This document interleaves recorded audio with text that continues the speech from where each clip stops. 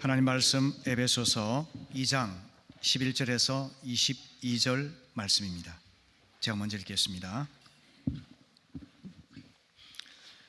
그러므로 생각하라. 너희는 그때 육체로는 이방인이요 손으로 육체 행한 할례를 받은 무리라 칭하는 자들로부터 할례를 받지 않은 무리라 칭함을 받는 자들이라.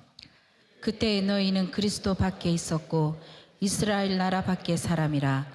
약속의 언약들에 대하여는 외인이요 세상에서 소망이 없고 하나님도 없는 자이더니 이제는 전에 멀리 있던 너희가 그리스도 예수 안에서 그리스도의 피로 가까워졌느니라. 그는 우리의 화평이신지라. 둘로 하나를 만드사 원수된 것 곧 중간에 막힌 담을 자기 육체로 허시고 법조문으로 된 계명의 율법을 폐하셨으니 이는 이 둘로 자기 안에서 한 세 사람을 지어 화평하게 하시고 또 십자가로 이 둘을 한 몸으로 하나님과 화목하게 하려 하심이라. 원수된 것을 십자가로 소멸하시고 또 오셔서 먼 데 있는 너희에게 평안을 전하시고 가까운 데 있는 자들에게 평안을 전하셨으니 이는 그로 말미암아 우리 둘이 한 성령 안에서 아버지께 나아감을 얻게 하려 하심이라. 그러므로 이제부터 너희는 외인도 아니요 나그네도 아니요 오직 성도들과 동일한 시민이요 하나님의 권속이라. 너희는 사도들과 선지자들의 터 위에 세우심을 입은 자라.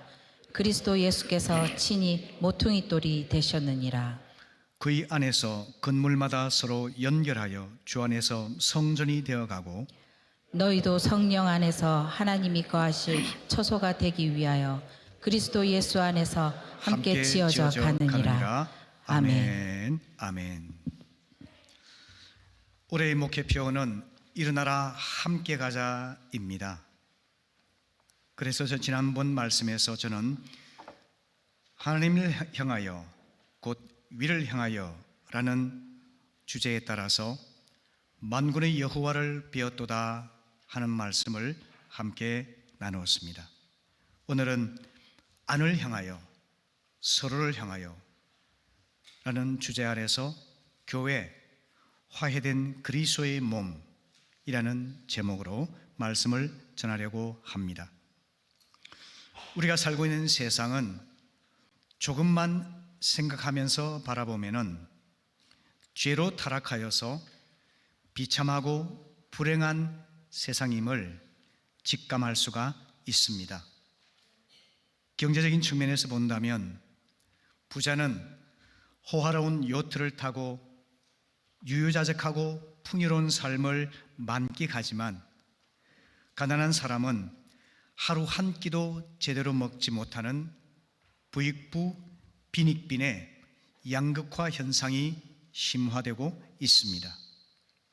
경제발전과 더불어서 환경오염과 지구온난화가 심해지고 기상이변과 각종 재해들, 끊임없는 지진으로 인해서 인간을 비롯한 지구 생명체의 생존 그 자체가 위협받고 있는 실정입니다. 정치적으로는 최근 우크라이나 전쟁과 가자 테러에서 보는 것처럼 인종주의, 이념 대립, 종교 갈등 등으로 인해서 인류 공멸의 3차 세계대전의 서막을 보는 것 같은 위기가 고조되고 있습니다. 도덕성은 어떻습니까? 무고한 시민들, 특히 연약한 여성들을 폭행하고 성폭행하고 심지어 죽이는 이러한 인면수심의 현실을 보고 있습니다. 이런 참상에 10대 청소년들마저 감염되어서 성적인 타락과 마약을 비롯한 약물 남용의 문제가 심각하다 못해서 상상을 초월할 정도까지 이르게 되었습니다. 우리가 살고 있는 이 세상은 하나님이 축복하신 에덴 동산이라기보다는 생지옥의 현실이 아닌가 하는 염려를 하게 됩니다. 결론적으로 말씀드리자면 지구의 문제는 결국 인간의 문제입니다. 여러분은 인간을 어떤 존재라고 생각하십니까? 낙천적인 분들은 인간을 건강한 존재라고 생각하시죠. 또 좀 현실적인 분들은 인간은 치명적인 질병을 앓고 있지만 스스로 치유할 수 있는 내적인 힘을 가진 존재라 이렇게 생각을 하죠. 그렇다면 성경은 인간에 대해서 어떻게 말씀하고 있을까요? 성경은 인간에 대해서, 특별히 자연적 인간에 대해서 아주 비관적으로 말씀하고 있습니다. 성경은 인간을 영적인 시체와 같은 존재라고 선언합니다. 오늘 본문 1절을 보시면은 허물과 죄로 죽었던 자라고 선포합니다. 죄에 빠진 인간은 적극적으로는 하나님께 반역하고 소극적으로는 하나님의 말씀을 외면하게 되죠. 비록 몸을 움직이고 정신활동을 하지만 그의 영은 죽어있기 때문에 영적인 시체와 같은 존재라는 것입니다. 또한 그는 마귀의 노예가 되어 있다라고 말씀합니다. 에베소 2장 2절에서 공중 권세 잡은 자를 따랐다라고 말씀합니다. 마귀는 원래부터 거짓말장이입니다. 하나님께 반역한 자입니다. 그래서 마귀는 죄의 원뿔이라고 말씀드릴 수가 있습니다. 마귀의 미혹을 받아서 하나님을 거부한 인간은 마귀의 노예가 되어서 죄 가운데 뒤엉켜 살다가 죄로 인해 영원히 파멸될 수밖에 없는 운명에 놓여 있습니다. 그는 하나님의 진노의 대상이 됩니다. 거룩하신 하나님은 죄를 용납할 수 없기 때문에 의로운 분노를 발하십니다. 그래서 하나님의 사랑을 경험하지 못하고 죄의 진흙탕에서 허우적대며 살다가 영원한 멸망을 심판을 받는 것이 죄악된 인간의 불행한 운명입니다. 뿐만 아니라 죄로 타락한 인간은 이 세상 살아가는 동안에 하나님을 인격적으로 경험하지 못하고 하나님의 사랑을 체험하지 못하기 때문에 극한 소외 속에서 불안과 외로움 속에서 살아갈 수밖에 없습니다. 이것을 잘 보여주는 것이 예루살렘 성전의 소외 구조인데요. 유대인의 성전은 제사장만이 들어갈 수 있는 제사장의 뜰이 있습니다. 이스라엘 남자만 들어갈 수 있는 이스라엘의 뜰이 있습니다. 여성들도 갈 수 있는 여인의 뜰이 있습니다. 그리고 이방인들이 접할 수 있는 이방인의 뜰로 구분되어 있습니다. 그런데 1871년에 예루살렘 성전 안뜰에서 고대의 석판이 발견되었는데요. 이 석판에는 이런 경고문이 적혀 있었습니다. 이방인은 어느 누구든 장벽 안으로 들어와서는 안 된다. 월담하다가 잡히는 자는 사형에 처한다. 라는 경고문이 적혀 있었던 것입니다.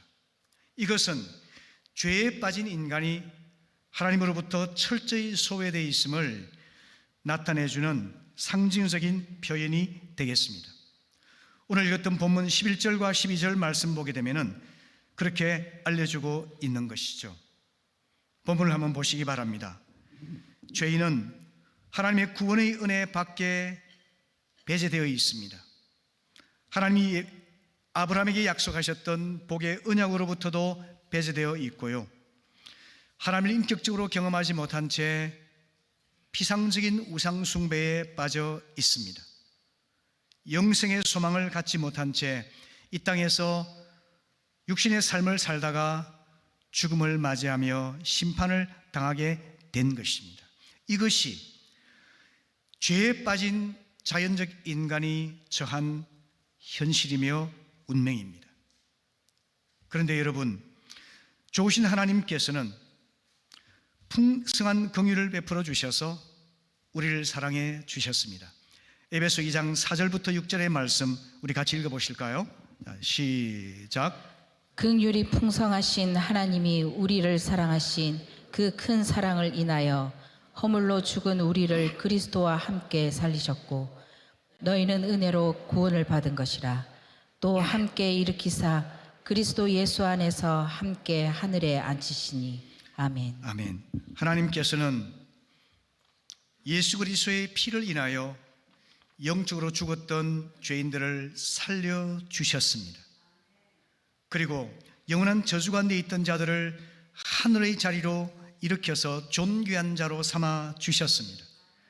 그리고 하나님과 함께 한 식탁에 앉아 교제하는 그런 특권을 회복시켜 주신 것입니다. 이것이 하나님께서 우리를 향해 보이신 사랑입니다. 그리고 하나님의 아들 예수님께서는 구체적으로 우리 죄를 사하실 뿐만 아니라 놀라운 십자가의 화해를 이루셨는데요, 소외된 이방인들을 십자가의 피로 가깝게 인도하여 주시고 분리하던 장벽을 허무셔서 화평을 이루어 주어서 유대인이든 이방인이든 어떤 차별도 없이 하나님께 나와 한 마음 한 몸으로 예배할 수 있도록 허락해 주신 것입니다. 이것이 오늘 본문 13절부터 18절에 나오는 예수님의 사역입니다. 한번 그것을 띄워주시기를 바랍니다. 여러분이 읽으시는 동안에 제가 짤막하게 요약해 드리겠습니다. 멀리 있던 우리가 예수님의 피로 하나님께서로 가까워졌습니다. 화평이신 예수님께서는 모든 소외와 차별의 장벽을 허무시고 우리를 연결하여 주셨습니다. 그리고 어떤 인종적인, 종교적인, 경제적인, 문화적인 차별도 없이 한 몸, 한 마음으로 아버지 하나님께 나와서 예배하며 교제할 수 있도록 은혜를 베풀어 주신 것입니다. 이것이 아버지의 뜻에 순종하여 예수님께서 십자가의 피와 부활의 영광을 통해서 우리에게 베풀어 주신 하나님의 은혜인 것입니다. 성도 여러분, 이 하나님의 은혜를 결코 잊지 마시기를 바랍니다. 은혜 가운데 살아가시기를 바랍니다. 그런데 여러분, 예수님의 피로 죄인들을 구원하신 하나님은 분명한 목적을 갖고 계십니다. 에베소 2장 10절 말씀 보시게 되면은 우리는 그가 만드신 바라 그리스도 예수 안에서 선한 일을 위하여 지으심을 받은 자니 이 일은 하나님이 전에 예비하사 우리로 그 가운데서 행하게 하려 하심이라고 말씀하십니다.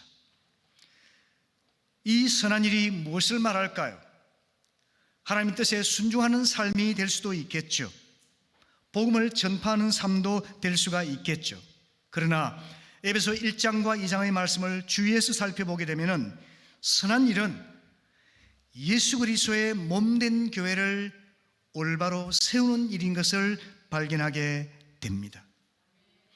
하나님의 관심은 영적인 성전, 곧 주님의 교회를 올바로 건강하게 세우는 것입니다. 그런데 오늘 우리의 교회는 과연 제 설교 제목처럼 하나님의 그리스도의 화해된 몸이라는 교회를 올바로 회복하고 있습니까? 그런데 슬프게도 교회가 본질과 목적에서부터 빗나가게 되면은 교회는 화해된 그리스도의 몸이 아니라 와해된 그리스도의 몸으로 전락되어 갈 수밖에 없는 것입니다. 여러분, 오늘 설교 내내 와해된 그리스도의 몸인가 화해된 그리스도의 몸인가 이 생각을 계속 하시면서 말씀을 들어주시면 감사하겠습니다. 교회가 본질과 목적에 충성하지 못하면 와해될 수밖에 없는데요, 이 와해된 교회의 이미지들 몇 가지를 소개하겠습니다.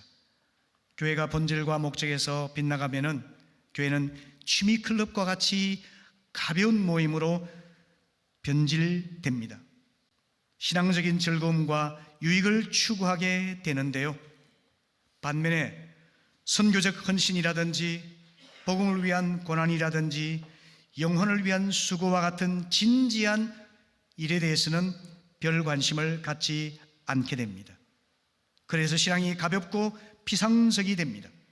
마음이 잘 통하는 사람들끼리 함께 모이려 하고 그렇지 않은 사람들에 대해서는 문을 닫으려고 하는 경향을 갖게 됩니다. 두 번째는 교회가 안마소와 같은 역할을 하게 되는데요, 교회에 와서 위로를 받으려고 그럽니다. 위안을 얻으려고 그럽니다. 그런데 여러분, 중요한 것은 무거운 짐을 누구에게 내려놓아야 될까요? 주 예수께 나와야만 합니다. 그런데 본질에서 벗어난 교회는 주님께 나와서 자유함을 얻기보다는 여러 가지 인간적이고 피상적인 것들을 통해서 그 짐이 존재하지 않는 것처럼 잊어버리거나 잠시 망각하는 그런 방식을 제공하게 되는 것입니다. 문제의 본질을 직면하기보다는 외면함으로써 잊으려 하는 경향이 있다는 것입니다. 이것이 안마소와 같은 교회의 모습입니다. 교회는 박물관 같은 역할을 할 수도 있습니다. 교회에서 집례나 세례식을 하고 결혼식을 거행하고 장례를 집전하기도 하고 교인들끼리 친목 행사를 하기도 하고 수련회도 하고 부흥회도 하고 여러 교회를 통해서 일어난 일들이 많이 있죠. 그 사건들을 간직합니다. 의자를 기억하고 나무를 기억하고 기념물을 기억하고 상장을 기억하고 여러 가지 것들을 기억하고 추억하며 아름답고 좋았던 시절을 회상하지만 미래를 향해 나아가기보다는 교회의 향수에, 과거의 향수에 갇혀서 지내고 마는 것입니다. 가장 슬픈 것은 요양원과 같은 교회입니다. 많은 사람이 떠나고 사라졌습니다. 그런데 긴 세월 동안 교회를 지켜왔던 노인들이 세상을 떠나고 마침내 그들과 함께 교회가 사라질 때까지 노인들을 보살펴주는 요양원과 같은 역할을 하는 교회, 슬프지 않습니까? 요양원은 회생 가능성이 없는 분들을 친절하게 돌보는 곳이기 때문에 그렇죠. 여러분, 십자가의 피로 세워진 교회가 복음의 사명을 감당하며 교회의 목적에 충실하지 못하게 되면은 교회는 서서히 와해되고 마는 것입니다. 취미클럽이나 안마소나 박물관이나 요양원과 같은 역할을 하다가 서서히 와해되며 마침내 죽고 마는 것입니다. 이런 경고의 말씀을 기억하면서 오늘 우리는 교회는 화해된 그리스도의 몸이라고 하는 오늘 이 메시지를 꼭 기억하시기를 바랍니다. 어떻게 하면 교회가 화해된 그리스도의 거룩한 몸을 회복할 수가 있을까요? 그것은요, 중심 되신 그리스도를 모실 때 가능합니다. 그는 우리의 화평이시란 말씀처럼 예수 그리스도의 십자가 그리고 부활, 예수 그리스도의 인격 그 자체가 교회의 중심에 계셔야만 하는 것입니다. 동의하십니까? 아멘. 여러분, 교회를 하나로 연결하고 화평한 몸이 되게 하는 것은 부활하셔서 살아계신 예수 그리스도 그분 자신입니다. 혈통으로 또는 인간적인 관계로, 물질로 그 무엇을 가지고서도 교회를 온전히 하나 되게 만들 수는 없는 것입니다. 여러분, 사람을 따라서 움직이지 마시기를 바랍니다. 사람을 따라 움직이게 되면 교회는 반드시 분열되고 다툼을 일으킬 수밖에 없습니다. 조직 관리를 통해 되는 것이 아닙니다. 구호를 외치고 프로그램을 운영해서 되는 것이 아닙니다. 오직 십자가에서 죽으시고 부활하신 예수 그리스도의 임재만이 교회를 화해된 하나의 교회로 회복할 수가 있는 것입니다. 아멘. 두 번째로 포용성입니다. 갈라디아 3장 28절 말씀 우리 함께 읽어보실까요? 시작. 너희는 유대인이나 헬라인이나 종이나 자유인이나 남자나 여자나 다 그리스도 예수 안에서 하나이니라. 아멘. 아멘. 인종과 문화와 모든 조건을 초월해서 예수 안에서 하나임을 고백할 때 우리는 화해된 그리스도의 몸을 이룰 수가 있습니다. 여러분, 몸이 건강하려고 그러면은 몸의 특정한 한 부분뿐만 아니라 여러 요소가 다 함께 조화롭게 건강해야 되지 않겠습니까? 그것이 바로 교회가 여러 사람을 포용한다는 의미인 것입니다. 여러분, 노골적으로 또는 은연중에 사람들을 나누고 배제하는 벽을 세우게 된다면 예수님의 십자가 사역을 훼손하는 죄를 범하게 되는 것입니다. 우리 교회는 차별하고 배제하고 그리고 반목하는 이 죄를 범하지 않게 되기를 바랍니다. 여러분, 교회는 지역 감정과 지역 차별이 들어와서는 안 됩니다. 한국 사회를 좀먹고 있는 지역 갈등과 이념 대립, 이 죄가 교회에서는 완전히 사라져야만 하는 것입니다. 우리 교회에서는 문익환 목사나 전광은 목사 이름이 거명되지 않게 되기를 바랍니다. 오직 우리를 죄에서 구원하시고 진정한 화평을 선물하시고 세상을 구원하게 하시는 그리스도의 십자가와 부활의 복음만 전해지고 다른 모든 차이들, 학벌이든 지역이든 성격이든 문화든 모든 것들은 함께 포용하여서 하나 되고 화해된 교회를 만들어갈 수 있기를 바랍니다. 그리고 이 포용성과 함께 연관된 것이 편견을 극복하는 것인데요, 우리 가운데는 인종적 편견이 흔히 있는 것 같습니다. 우리 한국 사람들은 오랫동안 한민족으로 살아와서 그런지 몰라도 국제결혼으로 한국에 정착하는 특별히 동남아 분들이 많이 계신데요, 언어도 미숙하고 그리고 가난한 나라에서 왔다는 이유로 우리가 그분들을 편견을 갖고 대할 때가 종종 있습니다. 여러분, 대한민국 인구가 많이 감소하고 있는 것을 아시죠?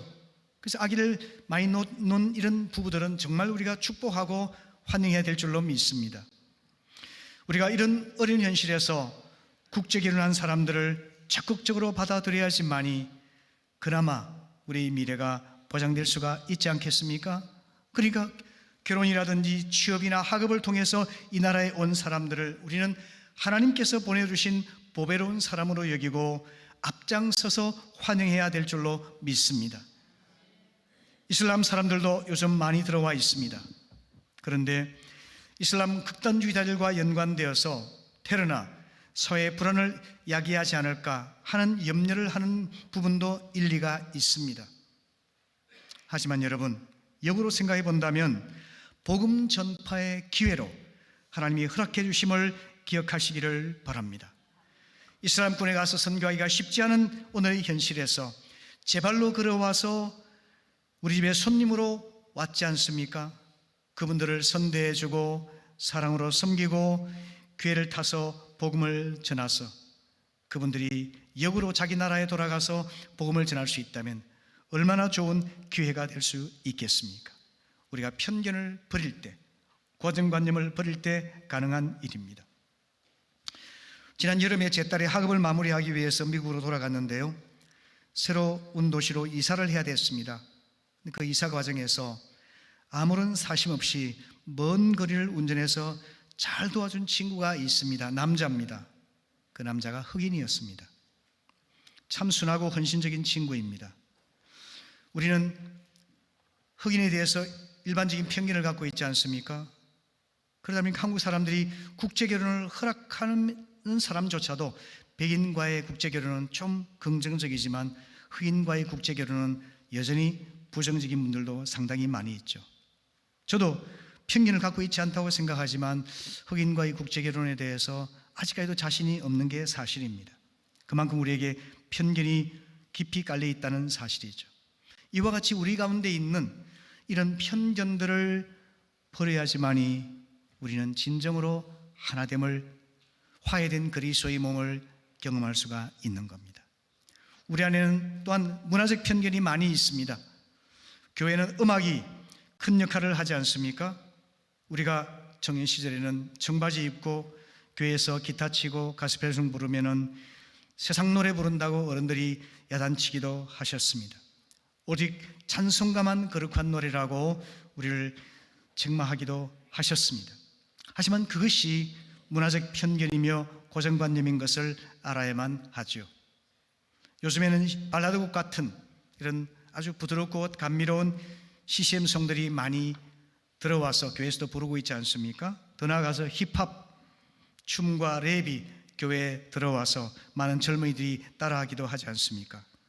일부 어른들이 여전히 불편한 시선으로 바라보고 있는 것이 사실이지만 우리가 기억할 것은 문화는 필요에 따라 갈아입는 옷에 불과하고 문화는 상대적이라는 것을 기억해야만 한다는 겁니다. 그 속에 무엇을 담는가 하는 것이 중요하다는 것이죠. 한 예로 여러분 쇼미더머니 시즌 5에서 어르신들은 잘 모르겠지만 저도 잘 모릅니다만은 우승한 가수가 B.I.라는 가수입니다. 이 친구가 고등학교 때 교회에서 춤추고 랩을 하다가 목사님한테 혼이 났습니다. 하지만 포기하지 않고 랩을 통해 자기의 믿음을 고백하고 세상을 향해서 복음의 메시지를 전하고자 하는 마음으로 그는 쇼미더머니 출전을 하게 된 것이죠. 이 친구가 우승을 했습니다. 그때 불렀던 노래가 이 가사인데요. 한번 보여주시기 바랍니다. 시간은 끊임없이 흐르지 그에 따라 난 내 발을 구르지 죽을 힘으로 달려도 죽을지언정 절대로 땅에 내 무릎이 닿지 아니하게 할 거야. 내 무릎은 오직 주님 앞에서만 구를 것이고 내 눈은 언제나 보이지 않는 미래를 째려봐. 그때를 위해 내가 무엇을 해야 하나? 해답에 첫 번째 기도, 두 번째 펜 쥐고, 세 번째 꿈을 꾸어, 네 번째 의심 없이 믿고 또 믿어, 그리고 기대함으로 just wait. 그날의 시간을 지금까지 왔다 생각하고 행동해. 이것을 믿지 않는 세상 대중매체 속에서 친히 한 겁니다. 여러분, 우리가 편견을 버리면 그런 사람들을 포용할 수가 있고 그 속에 분명한 복음의 메시지만 담기기만 한다면 교회는 화해된 그리스도의 몸으로 주님의 뜻을 이룰 수가 있는 것입니다. 우리 속에 깊이 뿌리 박혀 있는 편견과 고정관념, 이 죄악들을 버리고 화해된 그리스도의 몸을 세워갈 수 있기를 바랍니다. 아멘. 마지막으로 네 번째는 연합하는 것입니다. 교회는 여러 사람들을 포용하고 우리의 인종적 편견, 지역 차별을 버리고 문화적 편견을 버리고 하나가 될 때 화평한 그리스도의 몸을 이룰 수가 있는 것이죠. 그래서 교회는 어떤 경우라도 차별과 다툼과 분열을 극복해야만 합니다. 신념 내려놓아야만 합니다. 편견 내려놓아야만 합니다. 욕심 내려놓아야만 합니다. 자존심 내려놓아야만 합니다. 어찌하든지 간에 교회가 하나가 되고 화해되고 연합하는 일을 위해 힘쓸 때 하나님께서 그 교회를 귀하게 보시는 것입니다.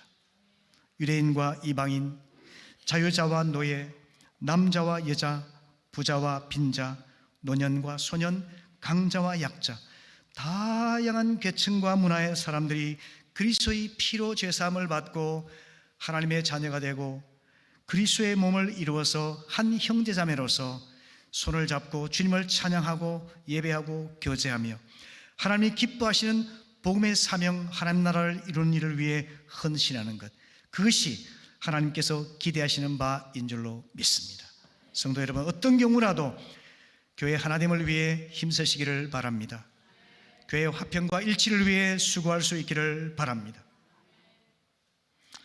성경상으로는 이러한 교회의 예를 우리에게 보여주고 있는데요, 그 교회가 바로 안디옥 교회와 같은 경우입니다.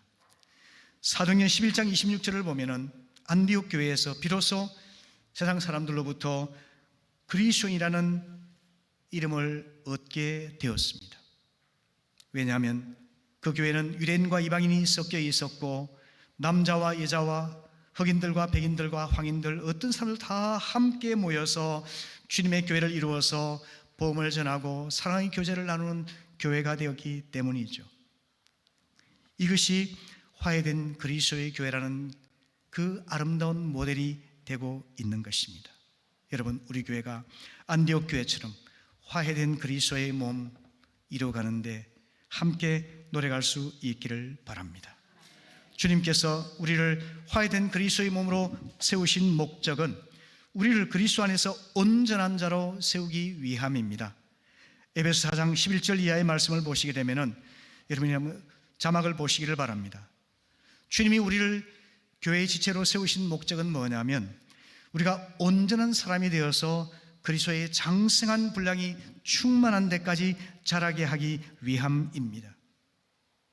우리 가운데 어떤 사람은 잘하지만 어떤 사람은 잘하지 못한 사람도 있고, 어떤 사람은 건강하지만 어떤 사람은 병약한 사람이 있고, 어떤 사람은 밝지만 어떤 사람은 우울하고 어려움 가운데 있는 사람이 있습니다.